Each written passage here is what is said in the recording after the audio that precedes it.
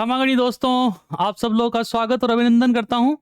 आप लोगों को जो वीडियो आप लोगों ने थंबनेल में देखा होगा कि कौन से प्रश्न डिलीट हुए हैं, कौन सी पारी के नंबर बढ़ने वाले हैं नॉर्मलाइजेशन के बाद में, और एग्जामिनेशन का जो रिजल्ट है वो कौन सी डेट को आने वाला है, इन सभी बातों के ऊपर आज हम लोग बात करने वाले हैं। और कितनी सीटें हमारी बीएसटीसी में बढ़ चुकी है, क्योंकि यहाँ कॉलेजों की संख्या बढ़ रही है तो साथ साथ में बीएसटीसी की जो विद्यार्थियों का जो रजिस्ट्रेशन वाला मामला रहेगा उसकी सीटें भी क्या रहेगी, बढ़ती चली जाएगी। तो आइए बच्चों, मैं अजय बुंदेला आप लोगों का सबका स्वागत करता हूं आपके अपने ऑनलाइन प्लेटफॉर्म सिलेक्शन हब के ऊपर। तो थोड़ा सा समझ में आते हैं कि वैल्यू किस प्रकार से कौन कौन सी चीजें आपको देखनी पड़ेगी और समझनी पड़ेगी। तो वर्तमान जो हम लोगों का महावीर खुला विश्वविद्यालय है जो हम लोगों का डीएलएड का पेपर करवाता है, इसमें हमको बता देता हूं कि आप लोगों को पता होगा कि पहले आप लोगों की प्री की जो आंसर की थी वो हम लोगों के पास में दे दी गई थी, और उसके बाद में आप लोगों से जो डाउट्स थे वो पूछ लिए गए थे, और अब हम लोगों के पास में फाइनल आंसर की जो है वो भी जारी कर दी गई है। अब इससे फायदा क्या हुआ है क्या नहीं, ये बता देता हूं मैं आप लोगों को कि फर्स्ट शिफ्ट के अंदर तो किसी भी प्रकार का कोई भी बदलाव देखने को नहीं मिला, लेकिन आप लोगों की जो सेकंड शिफ्ट है मेरे प्यारे बच्चों, उस सेकंड शिफ्ट के अंदर एक क्वेश्चन को उसने डिलीट कर दिया गया है। इसका मतलब यह है कि जहां आपको 600 में से नंबर मिलने वाले थे, अब 3 कम होंगे, मतलब 597 से उन लोगों की क्या बनेगी, मेरिट लिस्ट बननी शुरू होगी। यह बात का ध्यान रखना कि किस प्रकार से 200 में से अब 199 क्वेश्चन पे ही वार्तालाप की जाएगी, क्योंकि एक क्वेश्चन को उन्होंने डिलीट कर दिया है। जीके का प्रश्न था, उसमें थोड़ी सी वो समस्या थी। और बात करें नॉर्मलाइजेशन की, तो ध्यान रखना कि जो सेकंड पारी में जिन बच्चों का एग्जाम हुआ था, सेकंड पारी में जिन लोगों का एग्जाम हुआ था, उन लोगों के नंबर जो है बढ़ने की पूरी संभावना है। और नंबर कितने बढ़ेंगे ये थोड़ा सा ध्यान रखना, कोई 10-15 नंबर बढ़ने वाले नहीं, ज्यादा से ज्यादा आपके 5 नंबर या फिर 4-6 नंबर, इस प्रकार से ही आप लोगों को बढ़ते हुए नंबर नजर आने वाले हैं। फिलहाल आप लोगों को पता होना चाहिए कि इंस्टीट्यूट्स मतलब कॉलेज के जो रजिस्ट्रेशन वाला मामला है वो भी फिलहाल चल रहा है।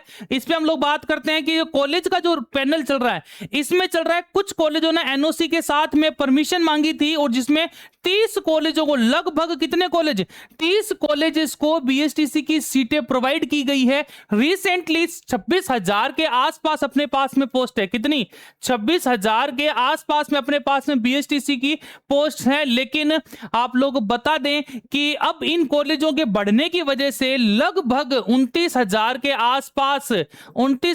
आसपास आप लोगों को सीटें प्रोवाइड होगी, जिससे आप लोगों को मेरिट लिस्ट हम कह सकते हैं उसमें भी थोड़ा बहुत फेरबदल देखने को मिलेगा। इसका हम कहेंगे कि जो हम लोगों की मेरिट है वो थोड़ी सी क्या है, नीचे गिरने वाली है। जो हम बात कर रहे थे पहले कि 450 जिन बच्चों के पास में नंबर आए होंगे, कितने नंबर भाई, 450 जिन बच्चों के नंबर आ रहे होंगे उन्हीं को ही कॉलेज मिलेगी। लेकिन अब 10 से 15 नंबर आप लोगों को थोड़े कम देखने को मिलेंगे। मतलब हम बात करते हैं अगर जर्नल की, तो जर्नल में करीबन अपने को 435 से 440 तक का मामला आ जाएगा।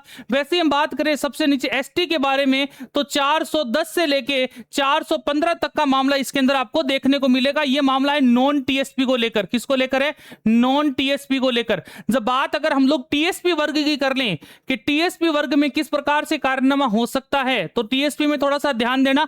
टीएसपी में मामला जो है वो आप लोगों का करीबन 380 तक पहुंच जाएगा। कहां तक पहुंच जाएगा, 380 तक पहुंच जाएगा। और जैसे जैसे आप लोग बात करेंगे एसटी के बारे में लेकर, तो 340 से 350 तक के आसपास में बच्चों को कॉलेज आराम से मिल सकती है। इस बात का थोड़ा ध्यान रखना भाई, ठीक है। ये सारा का सारा जो फेरबदल हुई है ये आप लोगों की कॉलेजों की संख्या बढ़ने की वजह से हुई है, क्योंकि कॉलेजों की संख्या बढ़ी और उसी के साथ में बीएसटीसी की सीटें भी बढ़ गई। सीटें बढ़ेगी तो सीधी सी बात है मेरिट लिस्ट पर थोड़ा बहुत तो असर आपको देखने को मिलेगा ही।